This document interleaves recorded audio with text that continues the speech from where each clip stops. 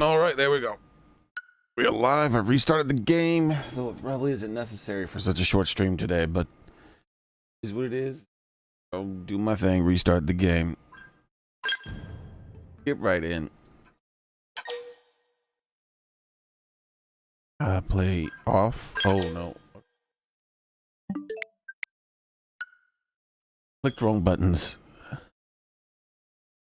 Ooh. Darn it.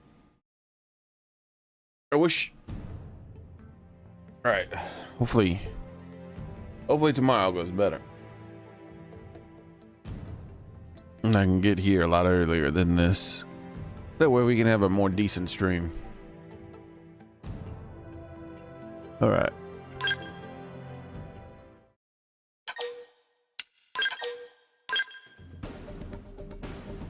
Plus, I want to play around with the online stuff a little bit at some point. I don't want to do it when I have such a short amount of time. I don't know what kind of time investment's required for these things. Hey, Daily Shaver, how's it going, man? Thanks for getting here, man. I know it's a lot later in the day for you. This is a pretty late time for me to start the stream.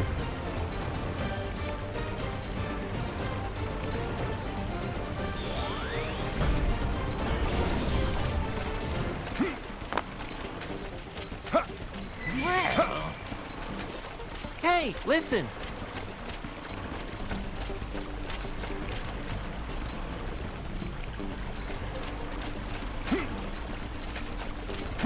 Good, I feel like there should be another in the pond.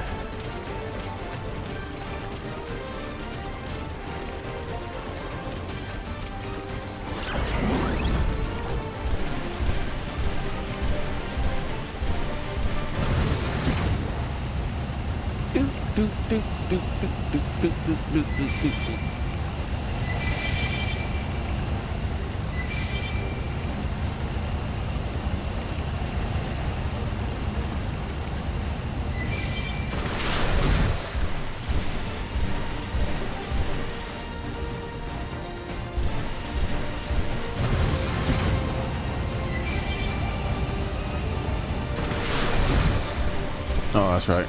Can't manipulate these things while on my Mac.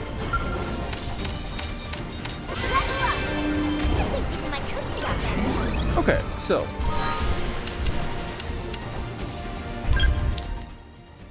wait, think I can get that? It's obviously up on top of things, but my mech can jump much higher than I can, so there's a chance I can find a way up there. I feel like I should just wait.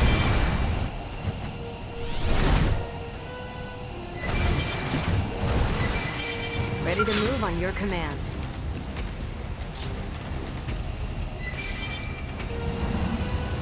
What is this? Oh, I see. One of them stuck up in that thing.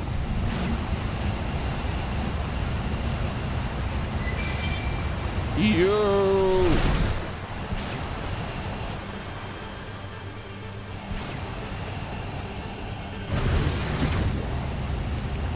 Ready to move on your command.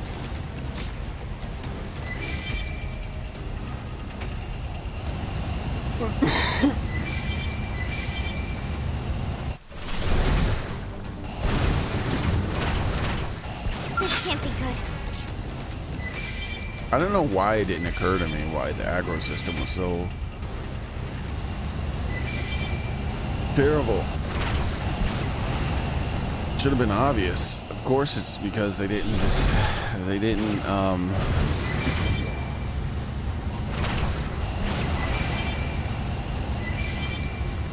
have a separate aggro system set up for when you're in your mech, which is weird because at the same time they made it so that it changes how what type of monsters aggro you, I should say. So if they're going to go through the effort to make it change what type of monsters aggro you while you're in your mech form, I feel like they should have also made it so that the distances involved in aggro also change.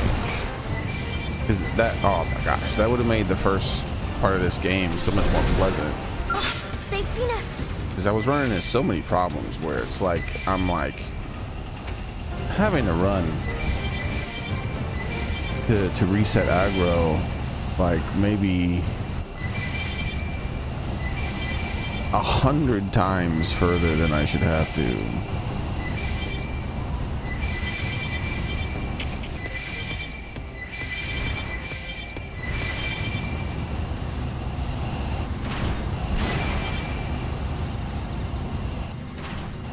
Like, let's see, I'll give an example. Like, you see my mech here, right? Let's transform. That way it's easier to see it. Alright, so let me show you how far I would have to run for my mech to aggro it. And certain monsters I've had to run as far as like this.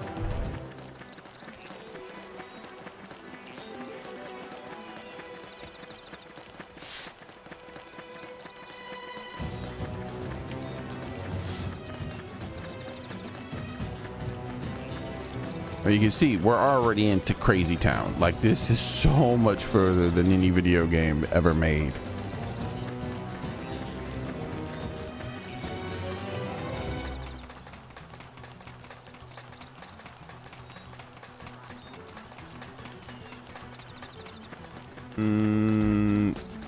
Yeah, right around here.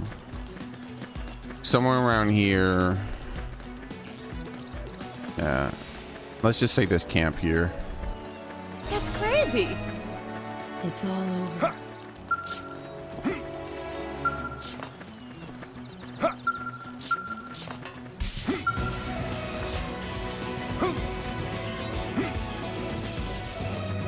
How's this for you?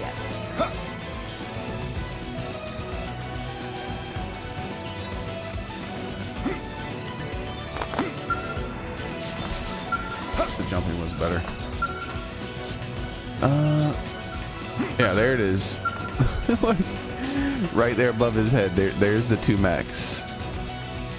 Way off there in the distance are the two mechs. So somewhere around like here to a few feet above here, before here, I mean, is like the most extreme. Sometimes it doesn't take that long. Most of the time, actually, it doesn't take that long. But there's been times where it takes that long. When I'm running in a straight line for that long, I'm like, what is going on?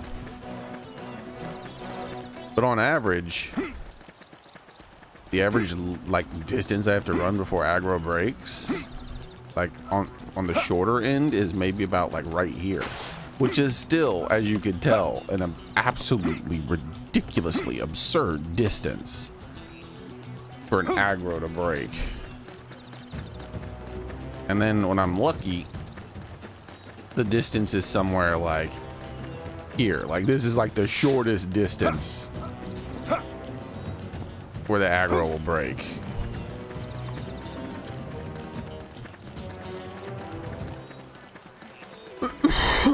And the reason I think for that is because it's based, the aggro system is based on the distance not from the aggro point of the enemy and where the enemy spawns and roams, but your distance from the enemy. Okay, how far you are away from the enemy. And the problem with that is that I think they've also decided my distance away from the enemy as if I was in a mech, so that increases the distance I should be away from them. And then on top of that, it's the movement speed of the monsters is jacked up. So the movement speed of the monsters, let's see,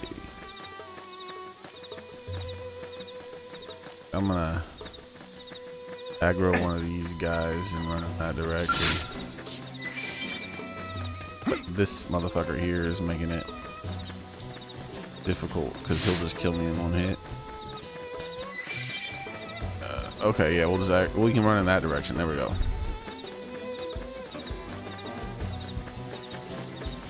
This guy should aggro me, I think, right? Yeah. All right. You'll remember the day you fought me. Lay down the fire for me. See, it's not gonna work because they're fighting Nice. him. Move in and do some damage. Ready? What? Orders issue? I owe you one. Like I have to be close to them to issue orders? No, I have to have my weapon out to issue orders. Oh my god. Move in and keep the rhythm going. That's so terrible. I hit them again. We'll settle here. Side slash. Why isn't there a stop fighting order? Shadow strike. Sliding slinger. Effect charge. Maybe assemble? Nice. Move in and do some damage. Here we go. So now it should start chasing me, right? Look how fast these enemies are. And it's trying to attack her. There you go. See its speed? It's faster than me. The only reason it stopped is because it's attacking someone in the rear. But if it aggroes me, like all the enemies are faster than me. Like all the enemies in the game are just about, except they're much faster than me. Like watch how fast he catches up. Look at this. So it's distance-based aggro, right?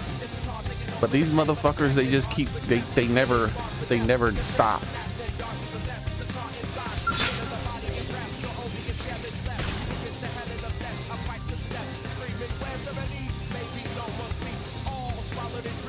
So, saw how far back there I aggroed. He was like closer to those guys. Like those guys over there in the background, like that's his spawn area where those level 13s and 15s are. Look how far away they already are, and he's still with us.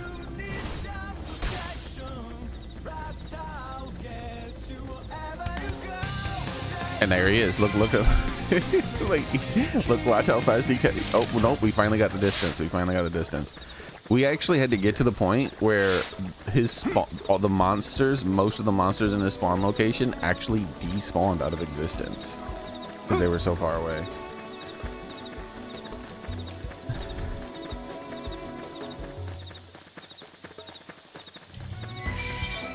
Let's see, where's the level 18 one? Where's his spawn location? There he is, right there. That's his spawn location, dude. And that's not even, like I said, that's not on the high end.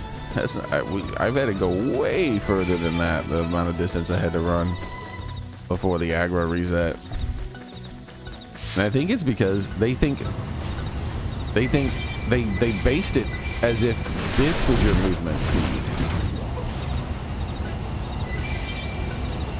which is insanely faster.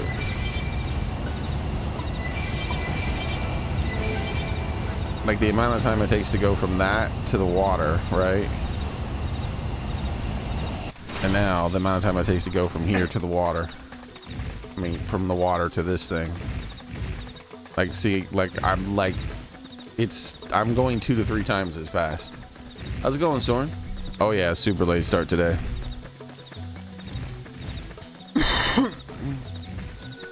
So yeah, I go 2 to 3 times as fast probably in the robot.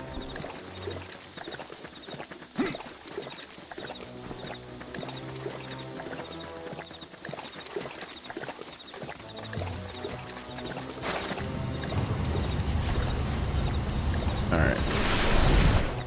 This thing will aggro me in my robot, so let me move. Maybe 4 times, yeah, maybe 4 times as fast. I'm adjusting 3 to 4 times as fast in my robot as I am on foot. Probably, maybe even more, I don't know. That's not a good measurement here on all this weird terrain.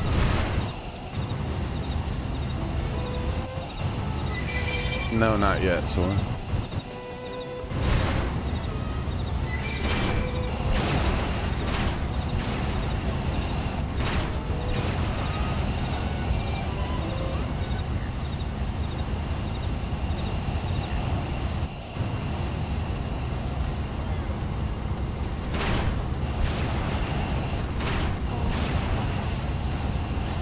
All right, here we go.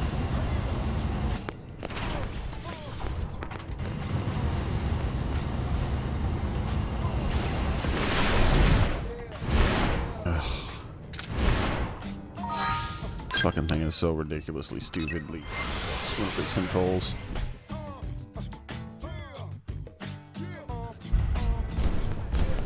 All right, so here, let's do a test.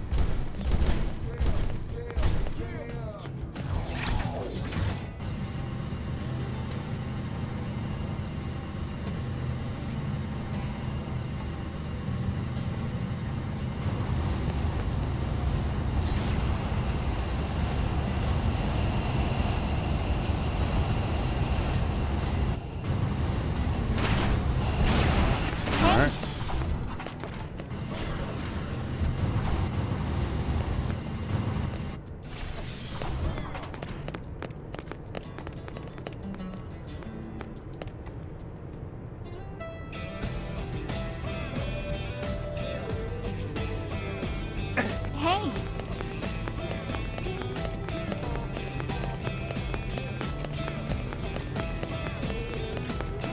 Great.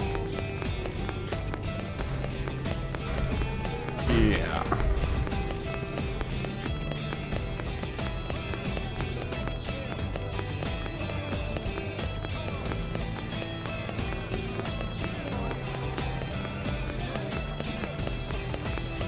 Yeah. That's ridiculous.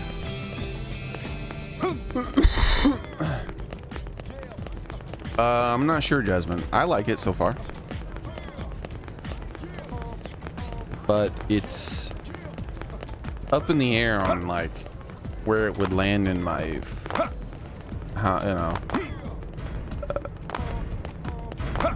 Xenoblade series. How much I would like it based on the Xenoblade series. I seriously doubt I would like it more than I like Xenoblade 1 or 2 so far. With Xenoblade 1 being, I think, the best, and Xenoblade 2 being the second best. We'll see if this is... I think there's a good chance I might like this more than Xenoblade 3. Even though I think mechanically there's some aspects of this game that aren't as good as 3.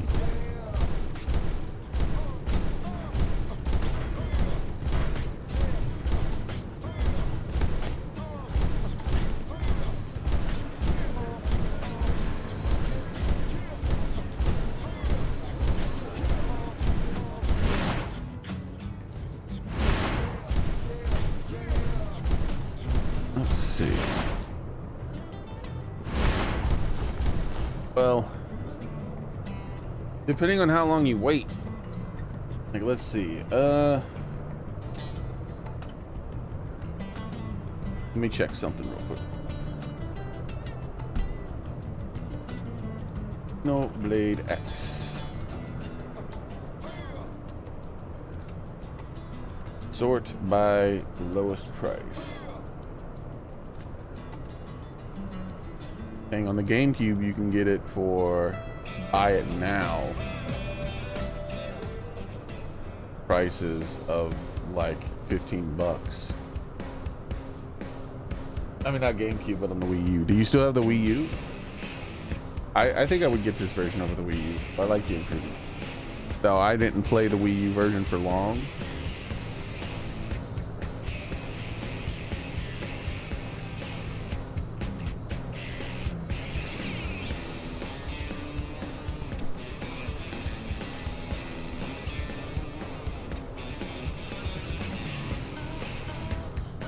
Alright, so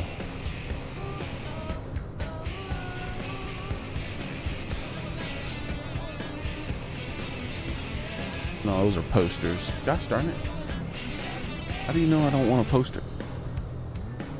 Oh, don't you know I don't want a poster? There we go.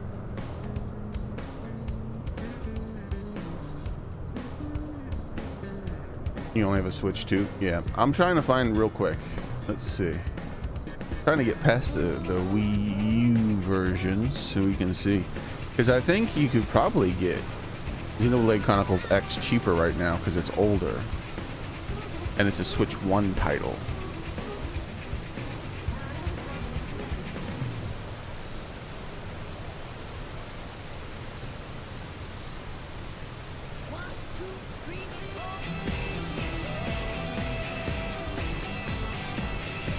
Oh, you know what I should do? I should just pull up the... Here's one that's currently at $23. No, that would be $30 because of the shipping. But it has bids on it and it has 3 days left, so that doesn't tell me. You know what I should do is I should go to Xenoblade X Switch price charts. That's what we'll do. Look at price charts.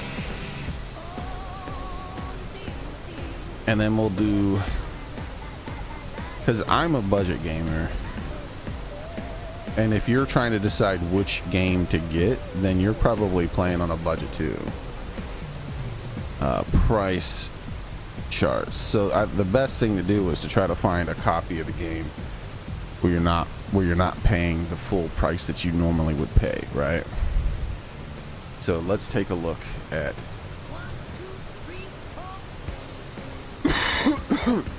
this here.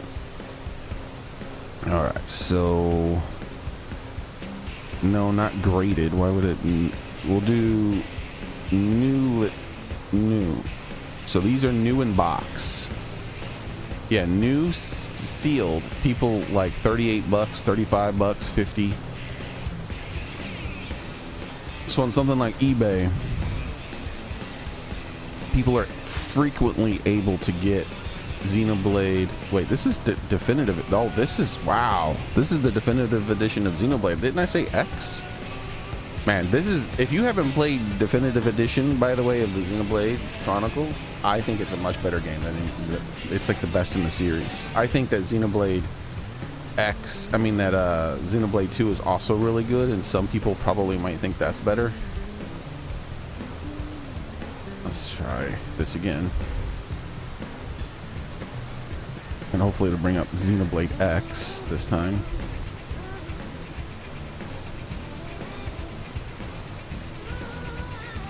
Here we go. I finally got Xenoblade X up. I was about to say, that was getting pretty cheap. But yeah, here we go. So you can get them for 39. If you're patient, you can probably get it for like $40 to $50. You might get lucky and get it even cheaper if you're patient, and that's new. But let's look about complete in box. It's the same price. It looks like complete in box is the same price as new in box. It's you get it to show up more often in the 39s and 37s and stuff. But even new in box, you can occasionally get it to show up in the low.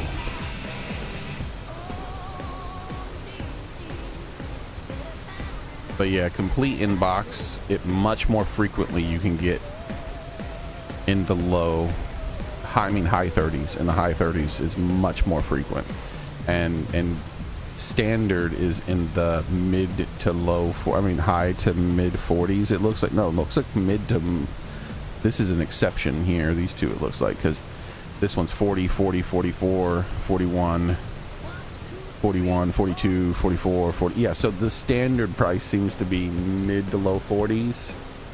Like right here it tells you. So $39 is the average, supposedly, because I guess some of them sell for cheaper. Yeah, like $35 here. So in the past, since 9/20, so since last month, most copies, you can get most copies of the game. Oh, I don't know if that was cutting off. Most of these games you can get them for about $40. Whereas Donkey Kong Bonanza is still pretty much a full-priced game, but because it's not that popular, I have seen people sell. Like, where was it? Let's see. 49, yeah, 44. See, that happened once, $44, which is, you know, not bad. The new listings, 48. There was someone who got a brand new inbox for 48. 47. I feel like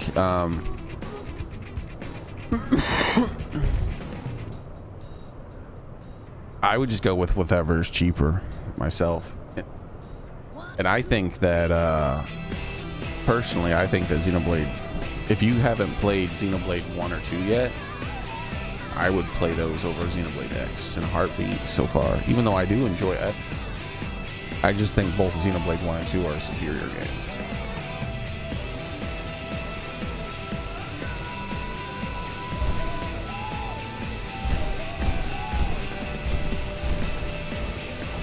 I did show you the complete inbox of that several times.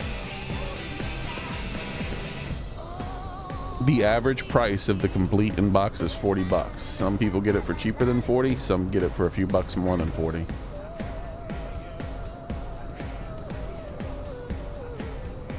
With like one person right here, they got it for $30 complete inbox. That might have been. Wasn't me. I got mine months ago. I can't remember how much I paid for mine. It was either 20 or $30, and it was sealed too. That's the whole reason I ended up getting it, as I got it super, super cheap. But I'm a very patient person because I want to maximize my dollars when it comes to gaming. Gaming is a luxury and a half hobby now. Video games are so damn expensive. You have to like really wait for the deals if you want to play games on consoles. I'll show you the combat in this game. The combat in Xenoblade games is all combat. And have you played any Xenoblade games?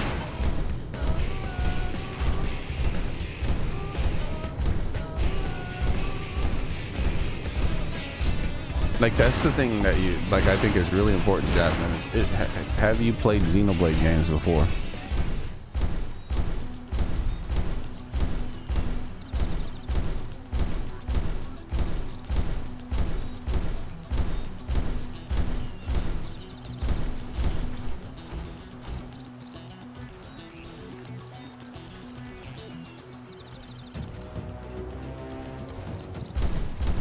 Oh, you played Xenoblade 3 and loved it? That's the only one? I wouldn't marry myself to Xenoblade X then. If I was you, I wouldn't marry myself to Xenoblade X. I think Xenoblade 1 is by far the best Xenoblade game. Like exploring like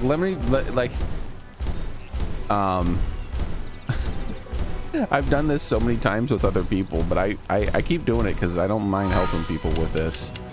So the difference between Xenoblade, the first Xenoblade game and all the rest of the Xenoblade games, especially Xenoblade 3. Oh man, Xenoblade 3 is my least favorite Xenoblade so far.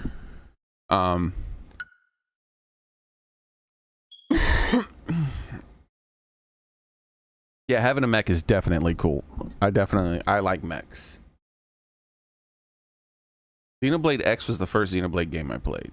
I played that when it came out on the Wii U, like about a year after it came out, but I didn't finish it. I played it for I don't know how long, but I played it till I got my mech, and then a little bit after that. But I ended up waiting. I wanted the Switch. Basically, I ended up not being able to finish it. So let me show you a couple of things about Xenoblade. So I've done this a couple of times, so I can probably do it faster now. So I'm gonna say Xenoblade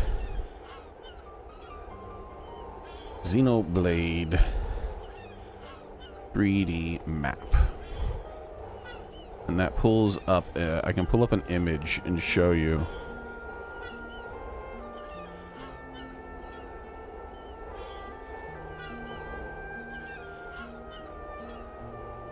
Xenoblade 3D, Xenoblade 1. 3D map. So this is a person made this sort of 3D representation of. Oh, it's not showing up in the search results. That's so weird. It's not. Oh, there it is. All right, cool.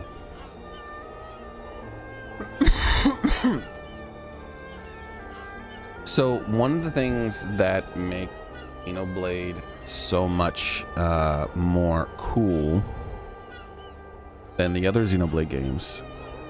Now, all the Xenoblade games do this, but Xenoblade 1 does it the best. Xenoblade 3 does it the worst of all, and that's the world. So Xenoblade 3 has a cool looking world, right? But that's all there is to it. So the thing that Xenoblade 1 does the best is the world and the people. It does it so much better than the other Xenoblade games. So this looks like a giant robot fighting another giant robot with a sword stabbed in him and its arm cut off down here, right? But this is where the map takes place. Your character lives on Bionis, which is a biological kind of robot thing over here that is frozen. And the enemies of Bionis live on Mechanis, which are mechanical people and robot things that live on this giant robot here. And in the past, these things were alive and fought each other, the legend says. And the game shows it to you at the very beginning. You see this like cut off arm thing here?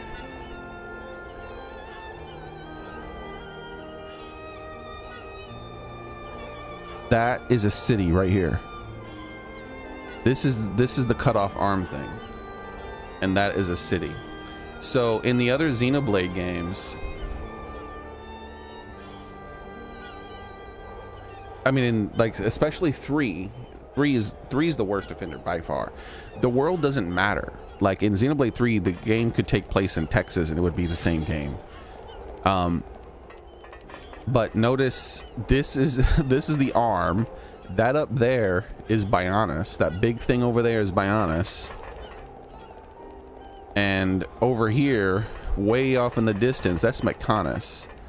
And way down below here there's a city down there, and this whole map thing is here. And let's go to another section of the map real quick so I can show you. I think the other best place to show you this is right here.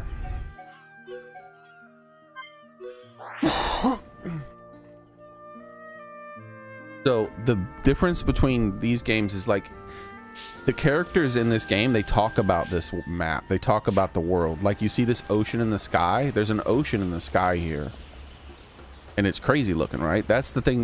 All Xenoblades do this. They have these crazy terrains and these crazy things going on. Let me change the time real fast. Make it nighttime because it makes this more apparent. So you got this crazy ocean in the sky over here. And then off in the distance, you got that giant tree. And in Xenoblade X, it'll show you cool things like that, but it means nothing. No one talks about it. The characters don't really acknowledge the world's uniqueness at all. It's very strange that they live in such an odd world and they don't question the giant hands and things like that. In this, the world is part of the story. You see that giant tree off in the distance? And like you're running through here and you get to this part of the game after you leave your village and you're dealing with all these people. Because keep in mind, the people are the biggest part of this game. I think it's one of the most unique things in any RPG I've ever played. If you really like RPGs, this game has a really unique mechanic. But you see the big tree reveal in a different way when you get closer. And there's all the beautiful scenery, like the waterfalls over there. In Xenoblade 1, you can go everywhere that you can see pretty much. So like, see that off in the distance? You end up going there. It's not like it's just there and it looks cool and it's interesting. No, it's there. Your characters talk about it. You go there. There's the giant tree, right? And the tree had lights in it, and the tree had lights in it because it's a hollowed out giant tree with an entire village of people inside of it. Like it goes way up there. It's an entire village of people living inside the tree. And here's the other really, really cool thing about this game, way over the other games. So you probably, since you played Xenoblade 3, all the Xenoblade have this thing called an affinity chart, right? With all these characters that you can meet and how they're related. The difference between Xenoblade 1 and all the other Xenoblades, like Xenoblade 2 does acknowledge how unique the world is, and there's lots of story and missions related to how unique the world is. And in Xenoblade X, it does that some too, right? But in Xenoblade 1, it does it so much more. And there's the other thing that it does more. This is the thing that makes Xenoblade 1 one of my favorite RPGs, is the uniqueness of the world. So these people, you see how it says, oh, firm friends, extreme fan, big success. In Xenoblade 3, those connections that you made with those people were probably just, you talked to them and that's all it took. And you do get that in this game too. But in this game, it's so much more than that. You talk to these strangers and many of them have quests for you, but some of them aren't quests. Some of them are just things that you've done in the world, and the way you change the world at interactions with things that you've done in the world, and the way that you've interacted with people changes how people feel about each other. You'll help people get together and form relationships, or you'll break those relationships apart, or you'll help people find jobs and get their life together, you know, like help people deal with the loss of like loved ones and things like that.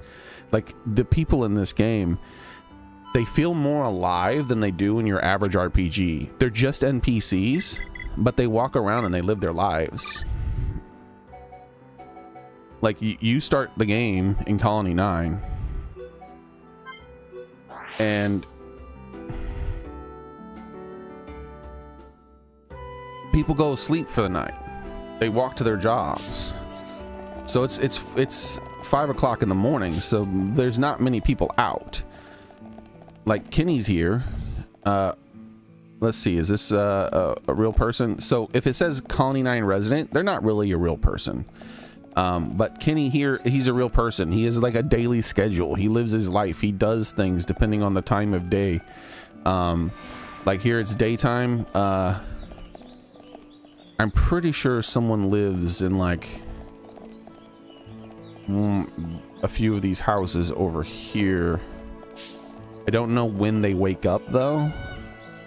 Like let's change the time to I can't change it by, I wish I could change it by minute, because I don't know when they wake up. Like people are going to start coming out of the houses and then walking to their job and living their lives, and their dialogue changes based on where they are and what they're doing and whatnot. And like I said, the big thing is like everyone feels they just feel more alive. There's so many NPCs. With these people, you just never talk to the people who don't have a name, and they'll have some information for you and whatnot, but when you talk to the people who have a name, it's much better than your average RPG. So much better. And I really wish they would have kept that. Like, see, someone just came out their house. This is Sonia. Like, I know who Sonia is. I've helped Sonia out. I have a relationship with Sonia as a fake person, right? Like, she's just a fake person, right? But my character and our team have a relationship with her because, you know, we helped her. This guy, isn't this, I can't remember, it's been a while since I played the game, but isn't this the guy who runs that food shop? Like, so he's probably heading to this food shop right over here. Yep. And there's a guy who works at this food shop who, he was unemployed and really having a hard time finding a job for the longest time. And I convinced this fellow over here to give that kid a job, and I helped them work out their problems to the point where, you know, he's a regular employee here, and like he's able to hold down a proper job now. Like, like you actually like form connections with everyone and learn a lot about the people it's much more interesting. There's a reason to constantly talk to the NPCs, unlike any of the other games. And then as far as and then the game is just pretty. And then the final thing I'll do is the marsh, how it has these this is my my selling of this game. This is the other thing I do when I sell this game. Because if people want to play Xenoblade games, but they've skipped out on Xenoblade 1 because it's the oldest of them, I still think it's the best, even though it's the oldest. Like, I think there's some arguments to say that 2 is better, but I still think Xenoblade 1 is the best. And I can understand why some people think 3 is the best, because most people who think 3 is the best, they just like modern games the most type of thing. And 3 is definitely the most modern feeling. But look how ugly this is, right? We're in a swamp. Most of the game looks pretty cool, right? But here you're in a swamp. There's just some dead some owls that are sleeping because it's the daytime. The nighttime daytime cycle means something in this game a lot more than the other games. But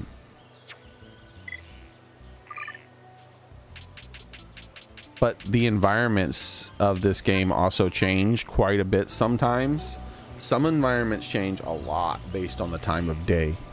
And so this is one of them. If you come into this place at first and it's daytime, you get this foggy, ugly, Vaseline looking on your screen environment with a bunch of poisonous water and toads and stuff. It's not that interesting.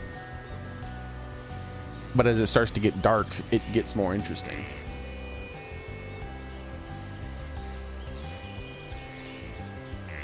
Unfortunately, no. Xenoblade is exclusive to the Nintendo platform, DLC gamer. I hope that one day it wouldn't be. That'd be cool.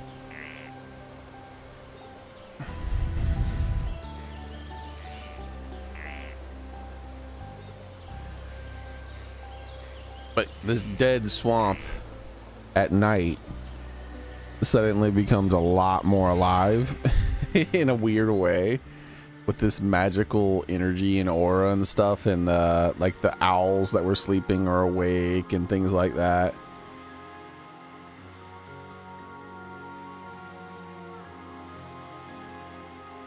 Jasmine was from the raid yesterday. Yeah, that's cool. I'm glad I'm able to like use her to more. Well, I don't know. Are you sure? Because she's on YouTube, not Twitch. Yeah, this is a very pretty game, especially for a game that came out on like the Wii or Wii U. I think it came out on the Wii. It's so cool. I really like this game. And oh yeah, Noah, the voice actor from Noah rated me. So oh yeah, you go in and out of Bionis. So Bionis is a biological thing. So sometimes when you go inside of Bionis, the caves are crazy. Like, look at this cave system. Look how like its design is. And that's because you're inside of like a biological thing. So there's like weird sort of like floating cells here, and it's just real weird. Like it almost looks like there's something beating and pulsing back there.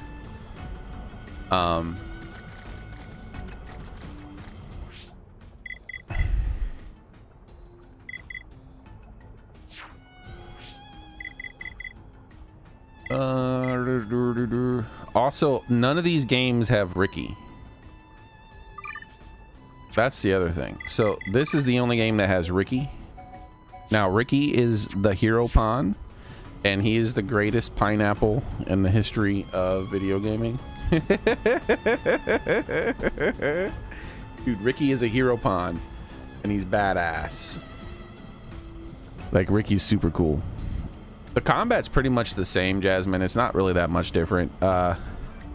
You have this system here where you have all these attacks, and you can chain attacks together with your people, based on like what they do, right? So they're some are more effective from certain sides, like this is slit edge and it's more effective from the side. It lowers their physical defenses and stuff.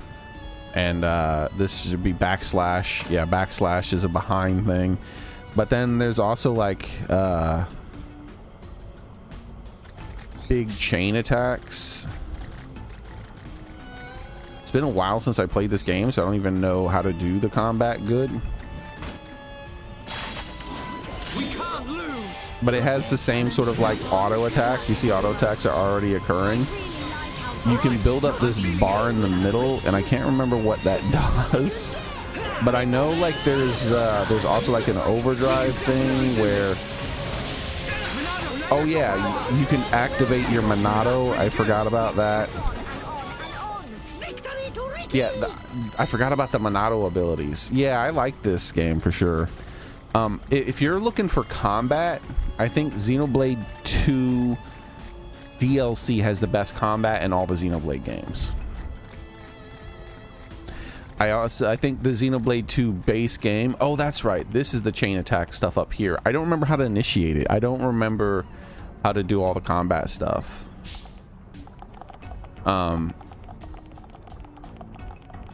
Dude, like I forgot about Ricky, dude.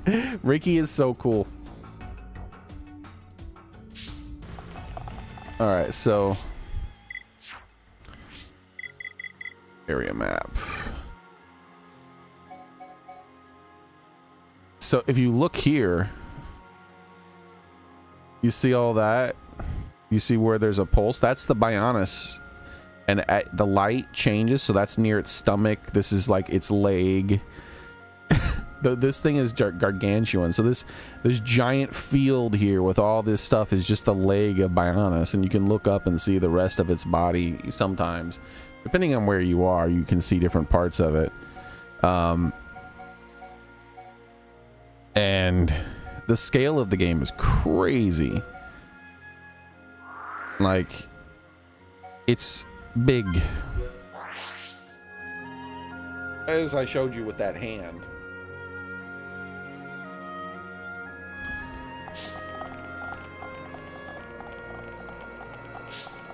But like this whole ocean down here, this is that ocean that was floating in the sky. This is up above the ocean, and over there in that distance, you see that that horn thing there. That's the head of Bionis. And there's a big castle in the sky that's floating. And you can go there too. You go to the head eventually too, and I mean I can jump down here if I want. And there's stuff down here too. There's islands down here I can swim to and do things on. Like, this game, look how big everything is. Like, I really like exploring Xenoblade 1's world. But I think Xenoblade 2 had the coolest combat. If you're just wanting combat mechanically, I think Xenoblade 2's DLC specifically, really good. The base combat of Xenoblade 1 I liked. And I think it got more interesting faster than the other Xenoblade games. The combat of Xenoblade 2 started out super boring, but it got more interesting. And especially once I learned about attack canceling and stuff. Oh wait, I started up the same game, my bad. But once I learned about like attack canceling and how that works, and how to do all the tech related to Xenoblade 2, like the Xenoblade 2 combat got a lot better. So far, I think I like Xenoblade X's combat less than 3, I think. But I still haven't unlocked all the features yet.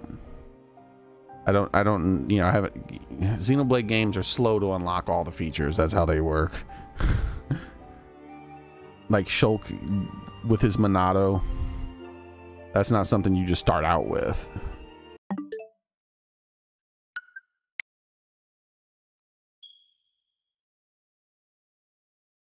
I would definitely. You can get Xenoblade X I mean, Xenoblade Definitive Edition, the one I just showed you, you can get that for like $30 on eBay right now. I would go for Xenoblade Definitive Edition and then work your way up. You could play them in the order in which they were released. That would work too. So Xenoblade, if you play the Xenoblade Definitive Edition and you end up liking it, then like play Xenoblade X maybe next, because it's the next one released after the Definitive Edition of I mean after the first game. And then you'll get to play around with the mechs and stuff. But Xenoblade 2 is unique in its own way too. I think the unique thing about Xenoblade X is the combat wise is the robots, and I'm pretty sure you get to unlock flight too, so you get to fly around in the world eventually too. So the movement system is much more unique, and how you move around in the world and interact with monsters.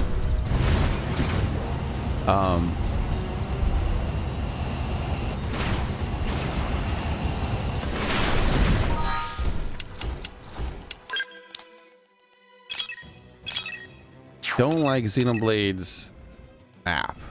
When I say I don't like its map, what I mean by that is I don't like literally the map. I like the world. I like exploring the map and stuff like that. Like out here, this part of the map is fine, but the map screen upsets me. I don't like this stuff. I don't like all this stuff. What is this? Weapon data. All right, I'm probably gonna do weapon data soon.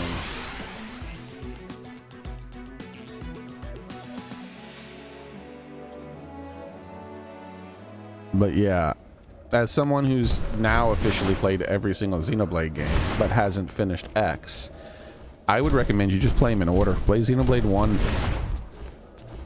It's the cheapest one you can get right now because it's the oldest of them. You know, the definitive edition of Xenoblade 1 released a few years ago, so you can get that pretty cheaply right now. And if you're still like, after that, you're like, I need to play some more. And I mean, I played them a lot too. That's the other thing. Like, I'm 80 hours into this. I played that for 572 hours. And the Xenoblade 1 I played for 572 hours. Xenoblade 3 I played for 525 hours. Similar for Xenoblade 2. Is 500 or 600 hours or something. Yeah, Xenoblade 2 might end up being the cheapest, I don't know. But it's only gonna get, it's only, you know, fine. Like, I don't think Xenoblade 2 and Xenoblade 1 are gonna go further down in price, where I think Xenoblade X and Donkey Kong Bonanza are going to go further down in price with time. So for someone who's like, hey, I can't really afford to buy both games. I want to know, you know, hey, I want to try to buy a game, but I want to buy, you know, which game should I buy? I feel like a person who's asking that question is probably gaming on a budget. And rather than paying $70 for Donkey Kong Bonanza, they could buy both Xenoblade 1 and 2 for less money than just buying Donkey Kong Bonanza. And if they can buy Xenoblade 1 and 2 for maybe the same price or slightly more than the cost of getting Xenoblade X at full price. But if you get it at a discounted price, you can get either one of those games cheaper than you would get X. And I don't think you're losing out. Not in the slightest. If I could only pick one Xeno game I would have played, I definitely would have picked 1. It's a close call though, because I definitely don't want to like lose my experiences in 2, because I really liked 2.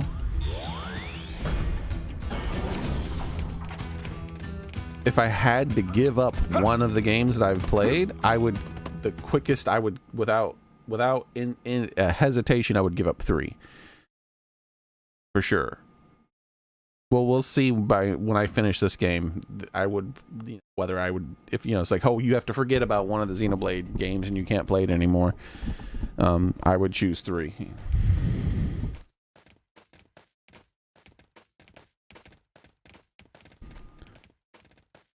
Not to say it's an absolutely terrible game or anything.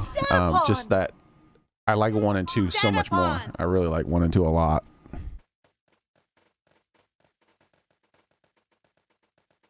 Dadapon bring dinner? Dadapon have presents? Hold on, little Pon. Calm down.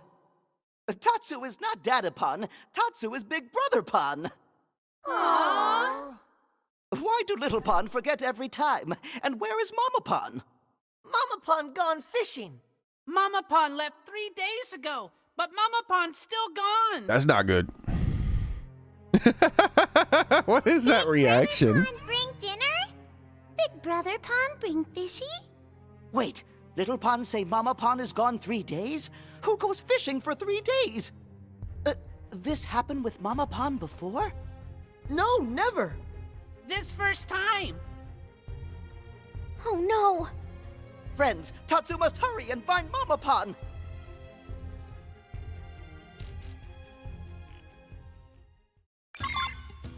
I'd say Tatsu's the worst. What I mean by that is, of all the Xenoblade games, the Nippon companions and allies, definitely Tatsu is the worst. He's not terrible or anything, but I would put Tatsu as the worst. I'd put the second worst being the fella from Xenoblade 3. The third worst. Welcome and thanks for following, AJ. I appreciate it. Third worst being the fellow from Xenoblade 2. And the absolute not the worst, because he's just the best in every single way, is Ricky from Xenoblade 1. But yeah, the best Nippon are from Xenoblade 1 and 2. Because first off, they're companions that you fight alongside. In the other Xenoblade games, you don't fight along with Nippon, but in Xenoblade 1, Ricky is a really good character. He's like cool. He has his own moveset, his own things. He does his own cool things. And in Xenoblade 2, you have another guy, but he's not as cool as Ricky because he can't do the same mechanics as everybody else because he's not a true driver. That would take a long time to explain, so I'm not going to bother doing that. But I'll just say that in the world of Xenoblade 2, there's these creatures that you can summon, and not everyone can do it. You have to be a driver to be able to do it. All of the characters in your party are either drivers or people summoned by the drivers. All right, see you in a bit, Soren. Except for the Nippon who's in your party, who is a normal person, but a Nippon. He doesn't have the ability to become a driver and summon blades, so he creates an artificial blade. And so with him, he only ever has one blade, and that blade changes over time. But it's so much different than everyone else. With everyone else, that you could have so many blades that you change things so much based on all that. Where, yeah, so he's a lot more limited.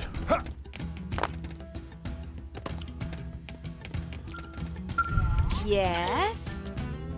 Gossip is favorite. Yeah, I want to see if these guys have updated their dialogue. Yes.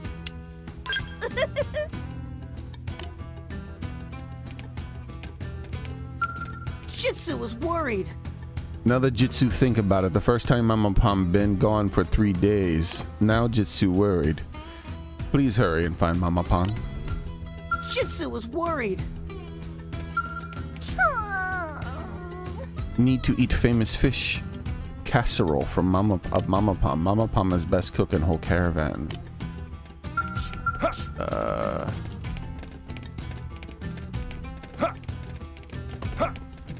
All right, let's go find Mama Pon.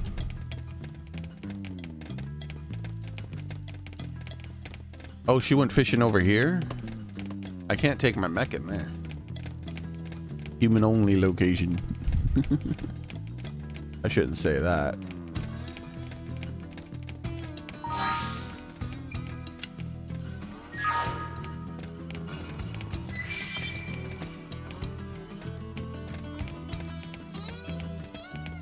Oh wait, this is a different quest. Gosh darn it. What's going on here? Thought she would be in the cave.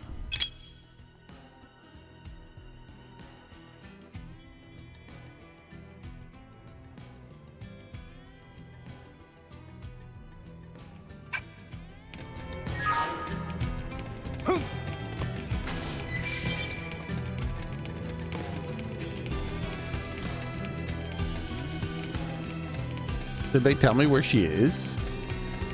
I just need to go find her. There's a lot of water in this game. I assume she's in here. I don't know.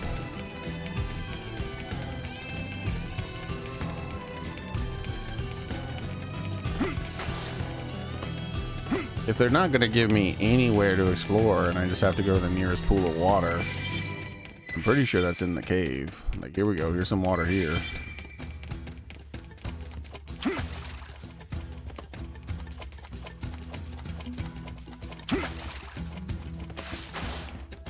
Yeah, I genuinely am completely 100% and completely lost.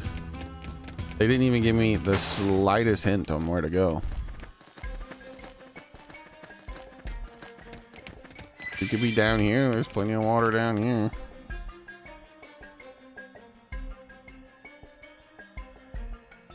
What is this?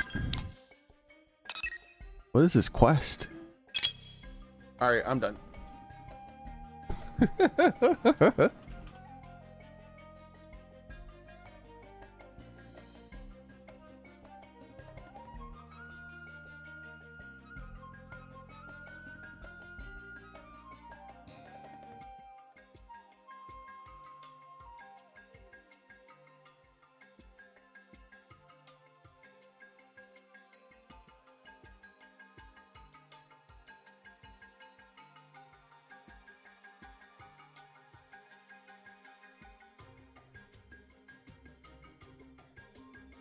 No way.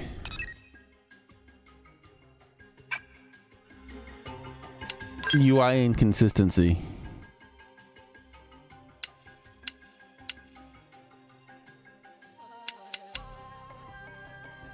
It's a green quest now. It went from being an orange quest to a green quest. It's a UI inconsistency thing.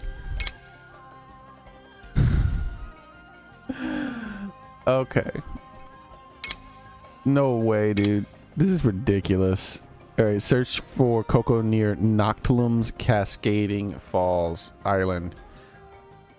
I was like, what's going on? Like, did it really just like they didn't even tell me where to go. Like, where the hell am I supposed to go to help look for her? Like, they could have given me a hint. Like, they just said like, all right, so where should I go look for your mom? Like, good luck. Like, the world's a big place, my man.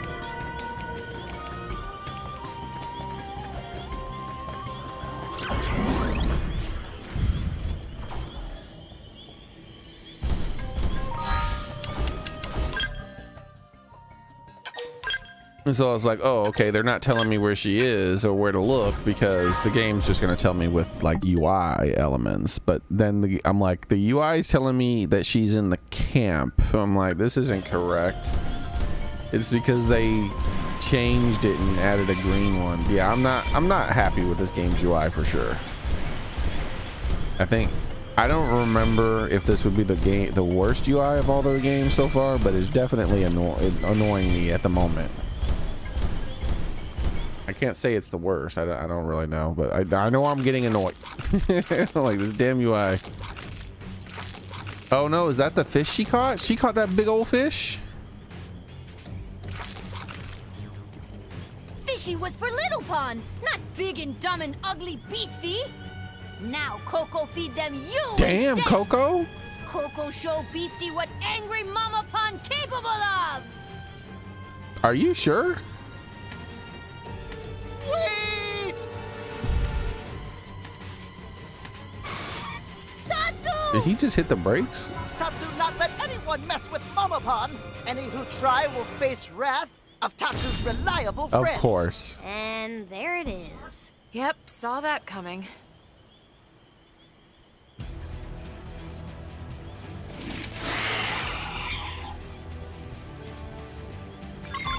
Ready to move on your command. Lay down fire for it. I'm punching a hole in you. This one's gonna hurt. Yes.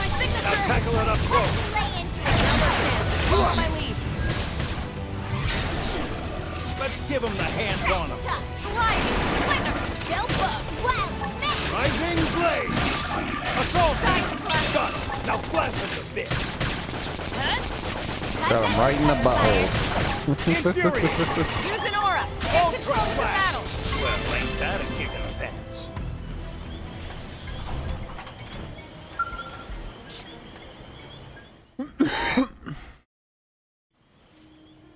Mama Pon! Tatsu! Thank you. Friend saved life of Coco. Mama Pon, what happened to Big Fish for Little Pon? Ah, yes. They're eating Well, lizard tonight. It became snack for ugly critter friends just pounded. Oh, what will Little Pon eat? Why, ugly critter, of course. Now be good, Tatsu, and help Mama Pon carry it home. Note that mother are nothing to mess with. Admire how tasty the indigent looks. Don't mess with mom. No kidding. We probably didn't even need to help. Tatsu, didn't Commander Vandam have something for you to ask? Tatsu almost completely forget. Mama Pon, Mustache Man and rest of New LA have request for Dodonga Caravan. They want Mama Pon to sign treaty brought by emissary. Meaty bought by cemetery? He's referring to an agreement that our city and your caravan would become allies, Coco. Oh ho! Well then, sound lovely! Then Mama Pon need to sign treaty. Okay, Coco has signed. Now Big City and Dodonga Caravan best of friends. Yay! We appreciate your cooperation.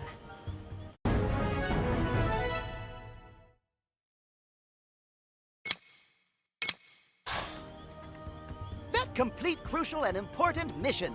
Now we report back to Mustache Man.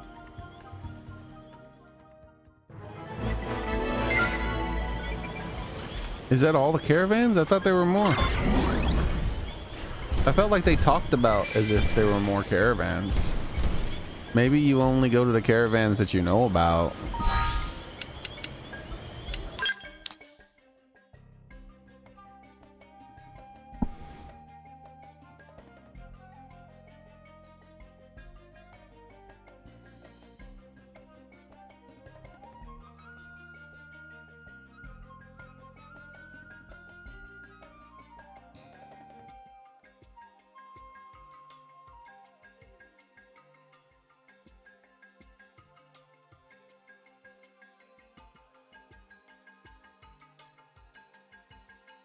All right. No, it's definitely not all the caravans I know about, at least too, because there's we know about this caravan here. The Drongo caravan. We found that one too. And there's no quest to go to that one.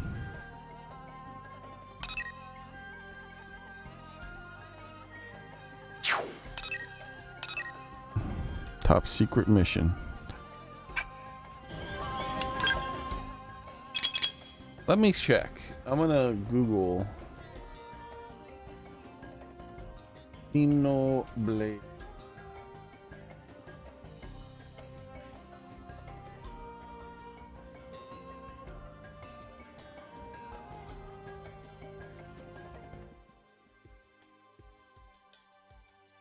And look at the objectives. Yeah, it only has 2 caravans. Why not all the caravans? I don't understand.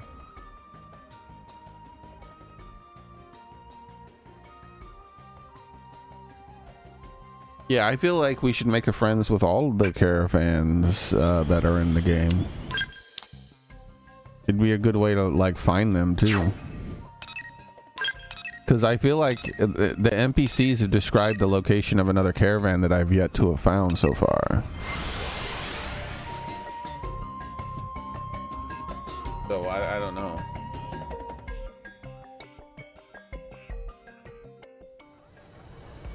My guess is that... Alright, so... we have a caravan in Oblivia, right? It's right over here. And we have a caravan in Noctilum. And we have a caravan in the Coldros. So I bet there's a caravan somewhere in here too. And maybe a caravan in here too that's somewhere I haven't seen, even though I've pretty much been everywhere in this area. So that's kind of weird that they wouldn't. I haven't found one in Primordia. But I have a feeling that there's a caravan in like every map. So there's like 5 caravans probably.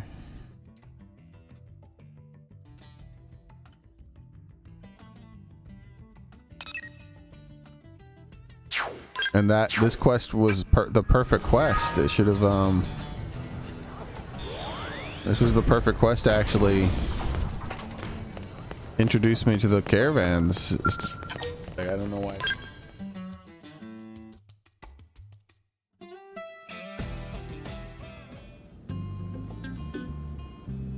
Wait, there's a 4th caravan we found already. We did find a caravan in here, didn't we? Where was it? Basin. I'll just click on random. You see if any of these things say caravan. Didn't we find a caravan in here?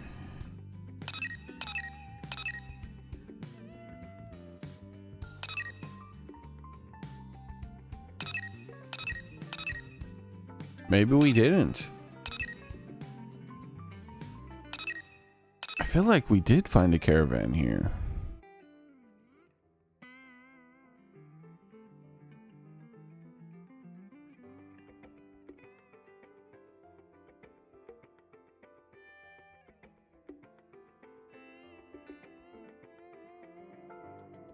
I don't know.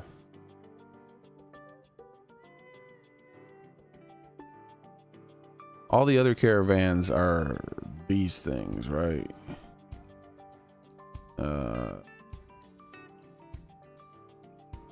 Yeah, they're these landmark locations. And I just checked every landmark here, so I guess I didn't find it.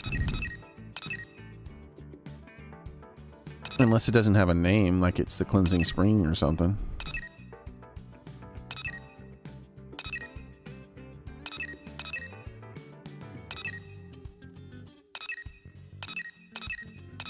All right, all right.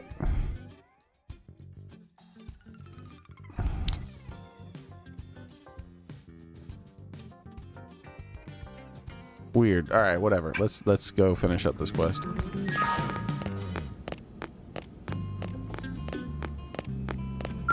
Oh, the kitty stretching out on the table. Oh, he should have been there during the cutscene. Nice work, Elma. I knew you could pull it off. Mustache Man forgetting someone else? Right. You did good too, Tatsu. Yes! Dance of glory! We can expect even more dealings with the Nopon caravans now. More Nopon coming to New LA? Tatsu is excited! Maybe I'll go the other way and try life in one of the caravans. Tatsu's little brothers and sisters are super cute. Lily dumped Tatsu for younger and cuter model already? Wait, what?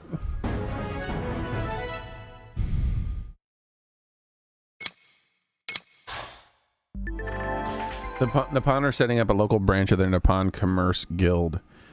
Arm manufacturing outfit. Boring name, I know, but I bet the stuff they sell is anything but. Head over to the AM Terminal Armory Alley and check them out. Well, I gotta make an investment into the Nippon. There's the kitty.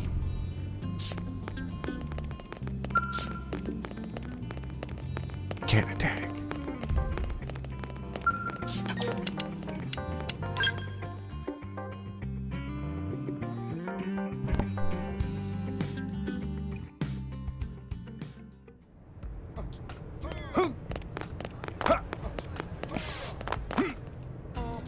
As for Blade, The commerce guild started by the enterprising Nippon. Most of their products are thermal weapons that have been tuned to deliver greater magazine capacity. Alright.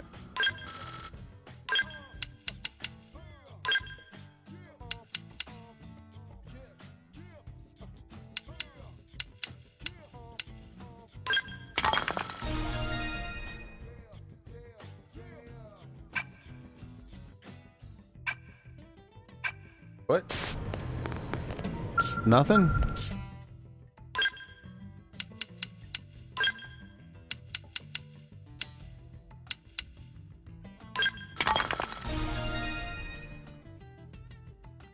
What? Nothing? The heck?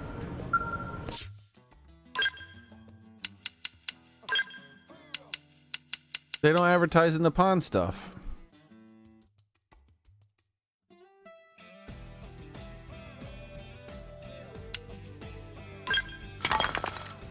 The Nippon commerce knife. It doesn't happen at all for the Nippon though, Soren. All the other ones, it happened on the first couple of levels at the very least.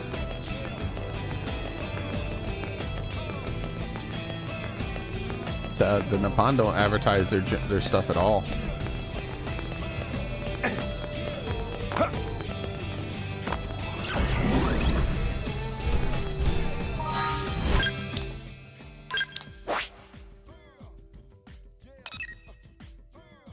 You think some... Oh, okay, so at max they'll do something? Castle in the sky. Wait, this is it. It is. It's here. It's in the cleansing spring. Because didn't a Nippon have a quest for me? That's a Nippon who had a quest for me about the castle in the sky.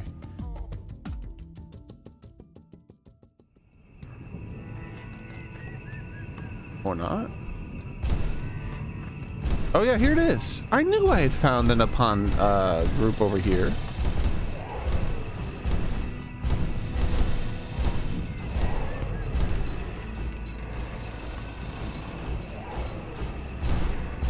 Why didn't we form an alliance with these people? Let's see if they have updated dialogue. hello.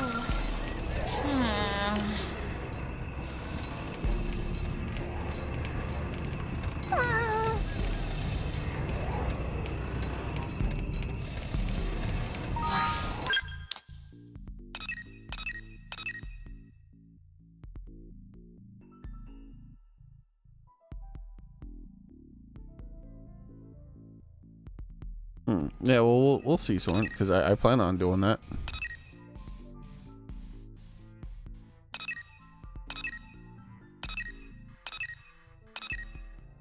Hunt 3 hugs. Really?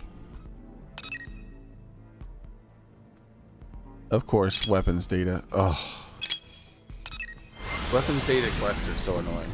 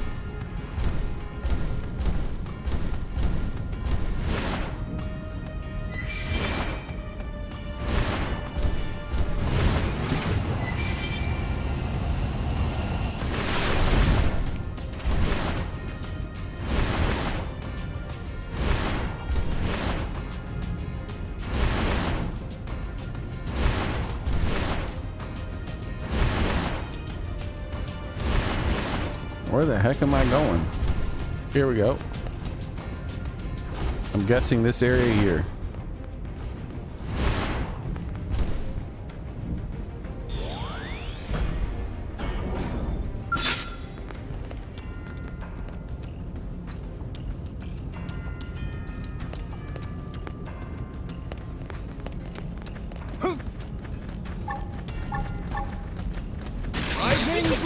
Just to be safe. The heck is going on?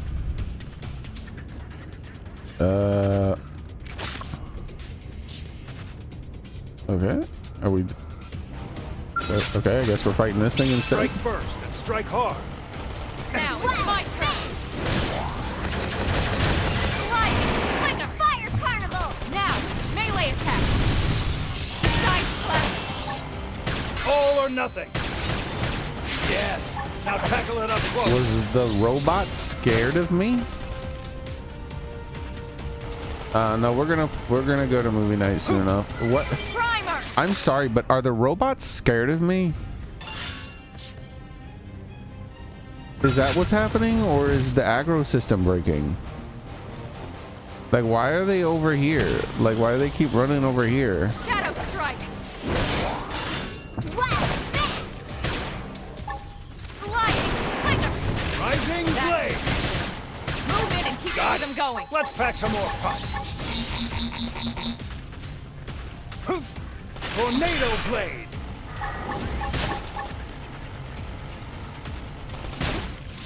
Side slash. Assault hammer. Got it. Now blast him to bits. Upper hand. Rising blade. Slide nice. All right. Move in and do some I'm damage. ready to unload on him.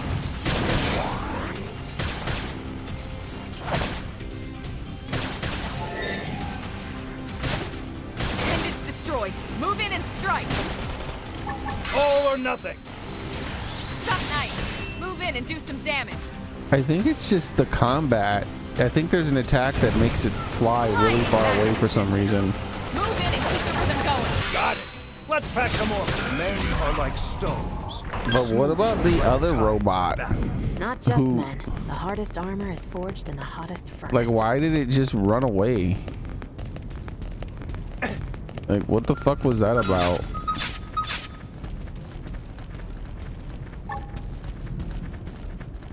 Rising blade. Just to be safe. Assault hammer. Yeah. Got him. Furious Lay down blast. some cover fire. Ultra Shadow slash. strike. Hit them again. We'll settle it here. Tornado blade. Sliding slinger. Slinger. I feel like that was just a Opportunity glitch or knocked. something. Tough one with gunfire. There's no substitute for real combat. We got him. Let's move.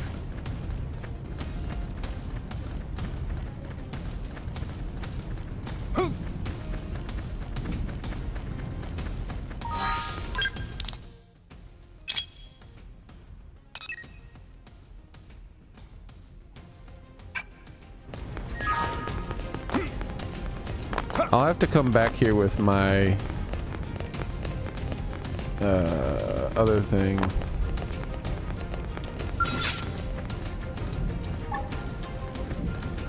Rising blade. It's on now. Work with this. Overworld. Furious Cover blast. fire. Fire carnival. Ultra slash. Sliding. Hit them again. We'll settle it here. Effect charge. Stream edge. Now's our chance. Follow my left. So, have you picked out today's menu, Lynn? Not yet. Depends if Tatsu can make it or not. If you know what All right, one more.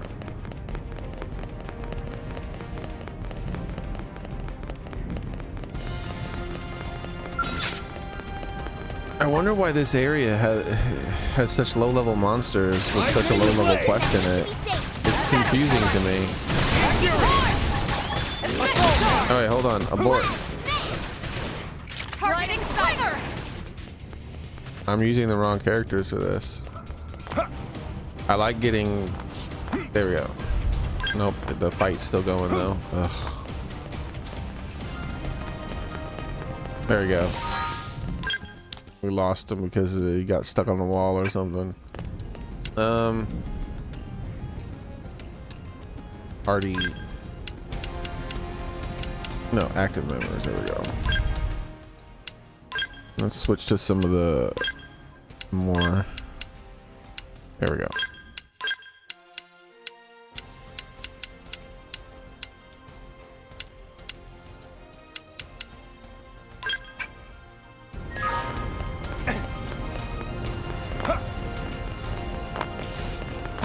Really? Why did you design this way, you fucking dumbass game?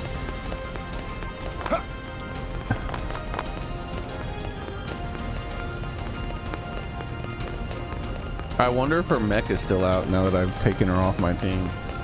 We'll see. We'll see how that works.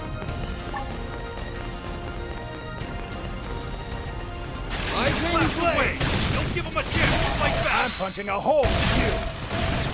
Over. Yes. Now tackle it up close. Right to the kiss. Assault hammer. Ultra slash. Right. This will work best.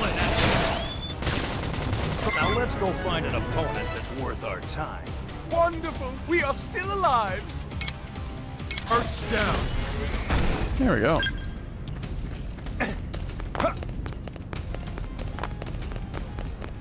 Yeah, let's go back to the mech and see if her mech is still there too.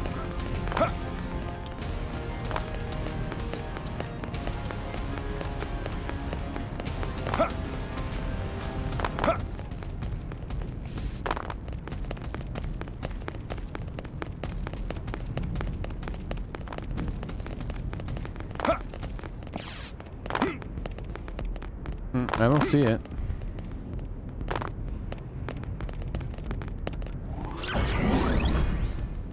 Yeah, I don't see it. So what happens if I put her back in my team?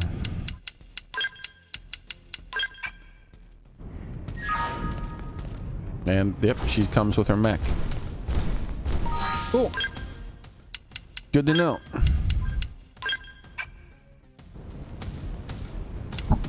Okay, so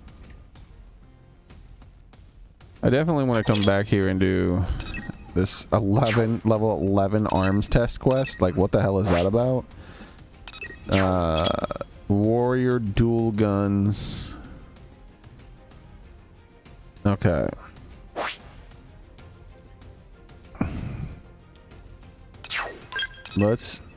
I'm not gonna finish the quest. I'm just gonna buy the guns and back to this location so that the next time I play, I start that quest right away, because I might as well knock out a level 11 quest like as early as possible, and I don't want to forget about it.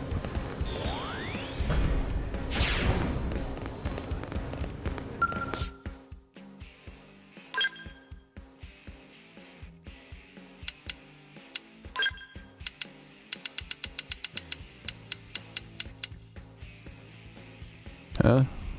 Soldier.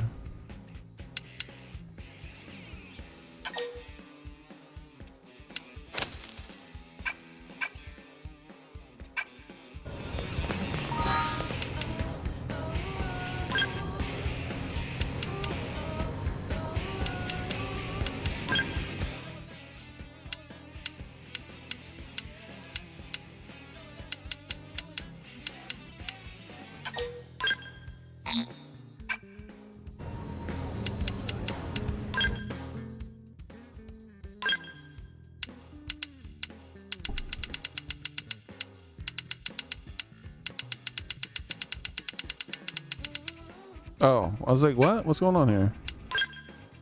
I wasn't paying enough attention.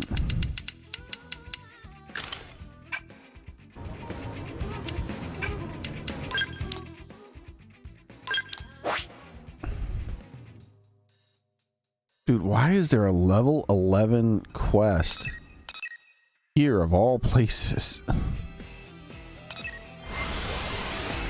Like deep in one of the worst map areas of the game, monster wise, like not mechanically or design wise, but like aggro wise, like there's some dangerous stuff. So it's one of the worst for the characters to be story wise. One of the most dangerous.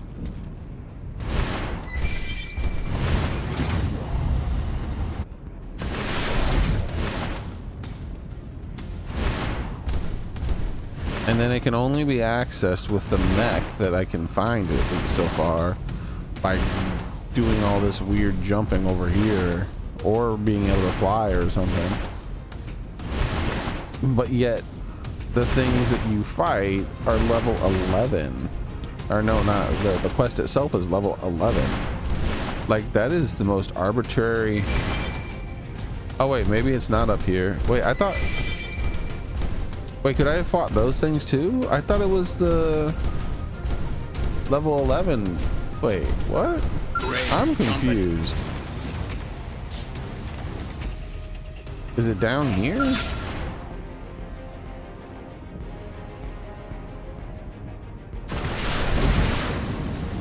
Oh yeah.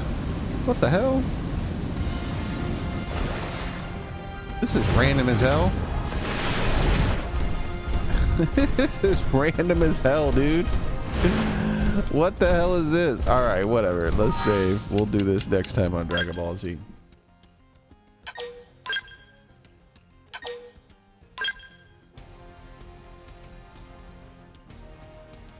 Oh, it's fine, Soren. I'll just do it this way and then switch back. All right, so